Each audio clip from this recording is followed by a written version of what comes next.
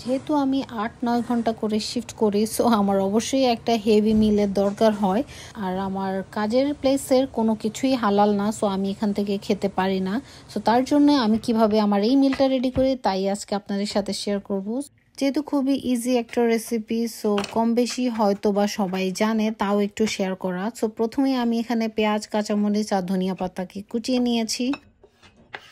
তার সাথে সাথে ডিমের যেই সব কিছু দেওয়া, লাইক ডিম ভাজি করার মতো, হলুদ, একটু লবণ, আর এখানে একটু গোলমরিচের গুঁড়া দিব এক্সট্রা। তার সাথে এখানে একটু সয়া সস দিব।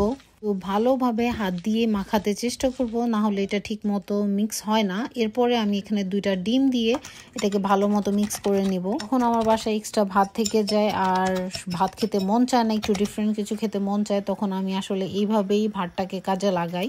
প্রথমেই এই ডিমটাকে ভালোভাবে একটু কুক করে নিব, আর এটাকে একদমই ঝরা ঝরা করে ফেলতে হবে যাতে একসাথে না লেগে যায়। কুক হয়ে আসার পর এখানে আমি কিছু মটরশুঁটি দিয়ে দিব, প্লাস এটার সাথে কিছু চিংড়ি মাছ দিয়ে দিব। এই চিংড়ি মাছগুলো কিন্তু আগে থেকে একটু সিদ্ধ করে রাখা, লবণ দিয়ে একটু সিদ্ধ করে রাখা, যেগুলো বাংলাদেশ থেকে পাঠানো হয়েছিল। এখন কুক করার পর এর উপর দিয়ে কিছু ভাত দিয়ে দিব, আর এর সাথে একটু সয়া সস আর গোলমরিচ আর একটু দিয়ে দিব। যে পরিমাণ ঝাল খেতে চান চা দিতে পারেন।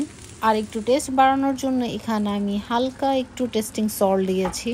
এই ফ্রাইড রাইসের সাথে খাওয়ার জন্য আমি এখানে কিছু ফিশ ফিঙ্গার দোকান থেকে কিনে নিয়েছি। ওটাকে একটু প্রসেস করব। এটা অলমোস্ট কিন্তু কুক, জাস্ট ওভেনে দিয়েই আপনি খেতে পারবেন। তারপরও আমি একটু আমার মতো করে প্রসেস করে নিচ্ছি। এখানে আমি 2 পিস নিয়ে নিয়েছি। এর সাথে আমি কিছু গোলমরিচ এবং সয়া সস দিব। এটাকে কিছুক্ষণ এটা ফ্রাই করার পরেই আমার এই তো ফ্রাইড রাইসের সাথে খাওয়ার জন্য একেবারেই রেডি ফিশ ফিঙ্গার। যদি কেউ ট্রাই করে থাকেন আমার এই রকম একটা recipe, so obviously let me know in the comment section, and lastly don't forget to subscribe my channel.